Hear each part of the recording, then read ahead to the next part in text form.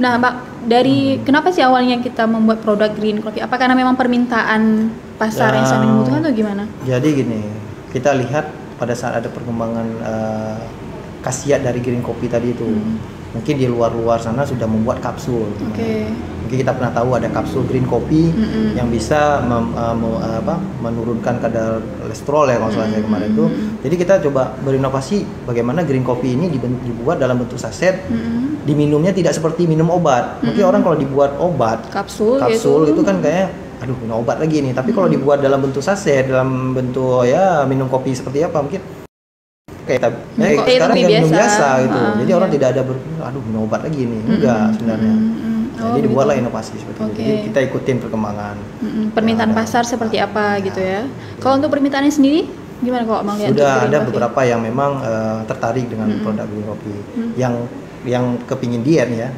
Tapi kalau yang nggak kepingin diet ya lebih banyak suka minum kopi hitam. Kopi hitam ya. Tapi nggak salah juga kok dia mau minum ya Bang ya green coffee itu ya. Wah, menarik sekali nih. Jadi semakin banyak produknya ya Bang. Dari awal kan tadi nggak yang cuma kopi hitam ya, tapi terus berinovasi sesuai dengan perkembangan zaman sampai sekarang sudah ada produk baru yaitu green coffee. Varian kita tuh hampir 20 jenis. Wah, banyak ya. Itu dari ada beberapa kategori yang memang sudah kita pisah-pisah. Nah, contoh misalnya yang kopi saset, habis itu untuk yang kelasnya premium, untuk yang di warung di souvenir ataupun di modern market. Terus ada juga yang untuk di warung kopi, yang warung kopi yang butuh kopi warung kita punya. Nah, baik yang itu yang kiloan atau sampai 5 kiloan gitu, yang sudah dikemas tinggal dicoba atau gitu. Berarti artinya kita masuk ke segala jenis segmen ke semuanya gitu ya Bang ya. Bahkan saset juga kita sediakan kan. Saya juga sering lihat tuh kalau misalnya di warung-warung, di kios-kios kopi Oleh Karing tulis itu kan kita sediakan juga ya. Jadi orang bisa di rumah buat kopi bisa langsung selesai kopi Oleh Karing, tapi nggak perlu di warung kopi, di rumah juga bisa. Makanya sekarang dengan masa pandemi ini ya, kalau dibilang minum kopi di rumah saja, itu ujungnya. Itu dia maksudnya. Ada di rumah aja, ngopi juga di rumah aja gitu ya. Nah kalau misal masa pandemi sekarang gimana sih Bang kalau untuk penjualan kita? Lebih banyak ke online sekarang. Jadi online pun sudah mulai aktif, termasuk yang memang banyak yang orang luar yang pesan. Maksudnya luar Aceh? Luar Aceh. Kalau kita di lokal nih karena masih berjalannya aktivitas, mungkin masih bisa dibeli di warung-warung ataupun di grocery-grocery ya. Rata-rata segitu. Oh gitu. Jadi banyak pemesan melalui online ya. Luar berarti di Jawa gitu Bang? Jawa. Pokoknya di daerah Indonesia lah rata-rata gitu. Oh gitu. Banyak. Berarti kalau misalkan masyarakat pun di Aceh pun juga bisa mau pesan secara online juga boleh Bang ya. Mungkin dia lagi di mana ya, mungkin barat. Mungkin nggak berani keluar rumah nih. Nggak apa-apa pesan online aja. Nanti ada yang bawa yang antar gitu. Tinggal pilih aja siapa. Ini tetap kopi gitu ya. Ini tetap kopi maksudnya di Oleh Karing. Karena pun di online pun ada kita buat promo-promo tertentu yang misalnya untuk buat daya tarik kan mereka yang ingin beli kopi kalau beli langsung nggak ada promonya nih, tapi di online kita ada buat promo.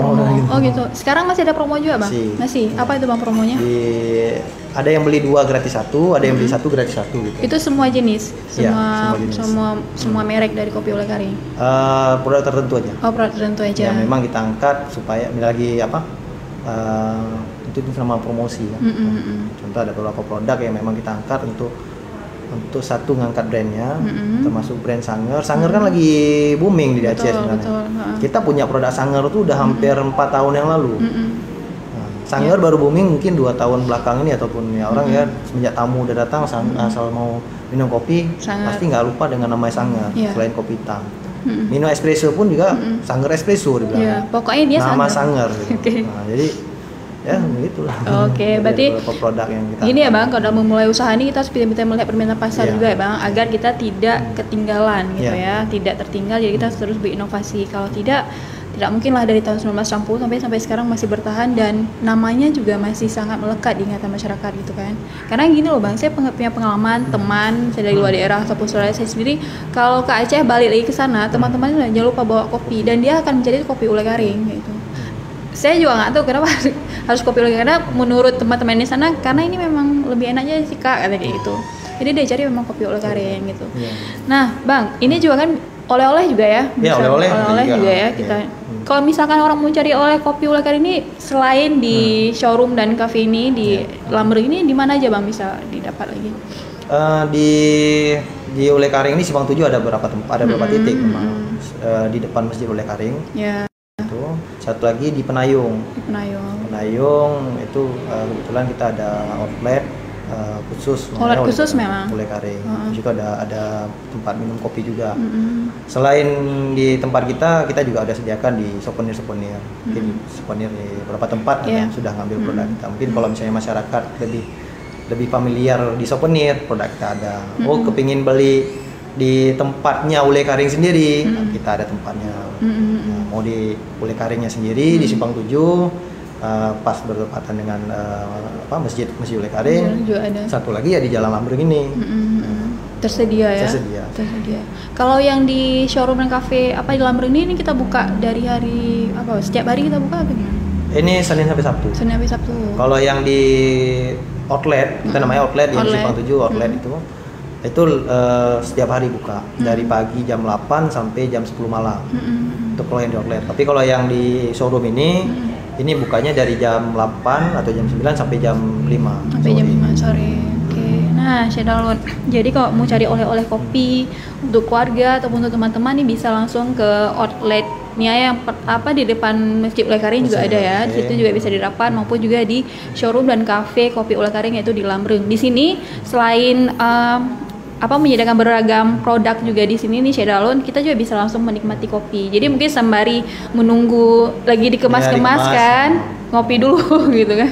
Menyuduh dulu nih, ngopi dulu. Jadi selesai dikemas baru kayak gitu. Jadi memang tersedia beragam banyak sekali produk di sini. Jadi bisa dipilih apa yang mau dibawa ataupun apa yang mau dikasih kayak gitu. Oke Bang, kayaknya Una mau ngopi dulu Bang. Ngopi lagi. Ini bisa dibilang ngopi ya Bang? Walaupun kita ngobrol sambil ngopi. Oke. Mantap nih rasanya. Memang nih rasanya kayak tadi kita bilang ada creamy itu sih Bang. Mungkin kalau orang biasa kalau cewek ataupun ini kan sukanya yang coklat. Betul. Ataupun yang lebih nggak suka ke kopi. Mungkin alternatifnya ya? lebih ke sanggar klasik. Okay. Karena memang itu sudah di mocha, ada juga mocha. Itu juga udah kita set ibaratnya untuk para ladies lah untuk yang misal yang nggak suka kopi asli banget gitu. Dia bisa memilih sanggar klasik ini ya, karena dia udah perpaduan ya Bang, antara coklat juga ya. Coklat ada kopi. Kalau yang mocha coklat. Tapi kalau yang sanger dia perpaduan kopi, creamer sama gula. Oke, makanya rasanya udah langsung pas, cocok kayak gitu. Nggak langsung kopi sekali gitu ya. Mantap. Kadang kalau misalnya kopi kan, walaupun orang mungkin yang cewek-cewek ini kan kurang suka. Nah, itu yang ini. Tidak semua perempuan menyukai kopi. Bisa bahkan ceritanya gini Bang, duduk di warung kopi. Yuk kita ngopi yuk. Yang dipesan bukan kopi loh, jus, teh dingin kan, coklat mungkin yang dipesan. Temanya memang ngopi tapi bukan kopi yang dipesan gitu ya. Ternyata cuma mindsetnya aja. Ngopi yuk. Yang dipesan malah yang lain gitu ya.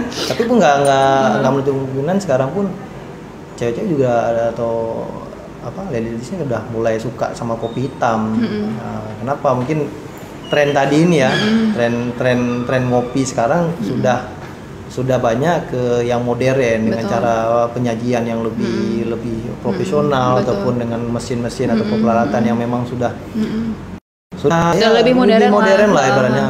Dibanding dulu kan pakai saring. Saring itu kan lebih ke tradisional. Betul. Memang itu tidak bisa kita hilangkan sebenarnya. Tapi sekarang juga masih ya. Ya, itu nggak boleh kita hilangkan. Kenapa? Itulah ciri khas kita orang Aceh. Betul. Secara secara global tahunya kopi di Aceh itu ya saring. Tapi bukan tutup kemungkinan kopi saring tadi itu dia juga punya cara khusus yang bisa dimodernkan ya. Mungkin contoh kayak dikemas gitu. Kopi tradisional dikemas khusus tapi tinggal seduh di gelas. Udah jadi kopi tradisional. Baik Bang, mantap sekali. Bang, jadi berbicara terkait dengan pengolahan ya.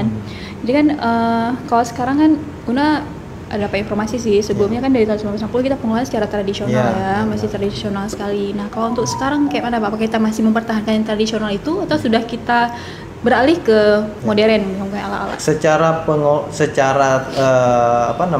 peralatan itu sudah kita modernkan, tapi prinsip tradisional tadi tetap kita gunakan. Mempertahankan tetap. Kenapa? ya disitulah ada rasa ciri khas yang memang nggak bisa dihilangkan. Berbeda gitu.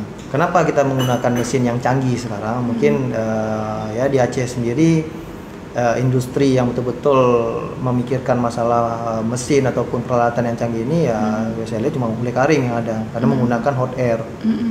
Hanya beberapa perusahaan di Indonesia yang menggunakan mesin roasting, kan mesin roasting deh nih, yang menggunakan hot air. Mungkin orang bertanya hot air ini seperti apa? Hot air ini memang menggunakan sistem pemanas uap ataupun hawanya itu tidak api langsung ataupun api, tapi tidak bersentuhan dengan ada bagian-bagian khusus di dalam itu. Itulah proses canggih tadi inilah yang membuat rasa tadi itu bisa sama. Nah, dengan peralatan canggih ini juga kita bisa mengurangi waktu efisien kerja. Lebih efektif waktunya. Nah, kenapa? Mungkin cara manual kerjanya bisa 1 jam 2 jam. Sekarang kita cuma dalam waktu 7 menit saja bisa menghasilkan sampai 70 kilo. Itu untuk per mesinnya. Jadi kita bisa jadi secara efisien kerja waktu yang ini pun juga lebih canggih, lebih cepat. Meskipun sudah kemodern yang kita gunakan, yang tradisional tetap kita pertahankan, kan? Sehingga itu mungkin yang membuat cita rasanya ini berbeda mungkin ya. Kopi Olekaring khas gitu rasanya. Karena gini, posisi pengolahan tradisional pun apabila digunakan mesin cara pengolahan yang lebih modern, tapi prinsipnya menggunakan cara tradisional, sebenarnya hasilnya sama. Cuma ini kan cara pengetahuan masing-masing aja kan. Ya, betul. Pemilihan bahan baku juga itu berpengaruh sekali. Karena bahan baku ini juga ya pasti akan berpengaruh ke hasilnya nanti seperti apa gitu. Makanya kan kalau misalnya kita bilang memang kopi Olekaring ini mungkin khas atau berbeda ya sama yang lain. Tapi secara lalu saya juga nggak bisa menjelaskan khasnya itu seperti apa. Mendingan dirasain sendiri aja.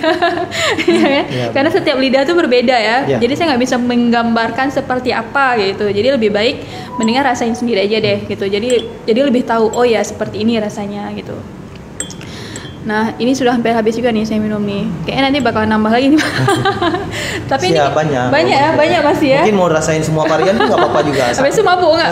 Enggak.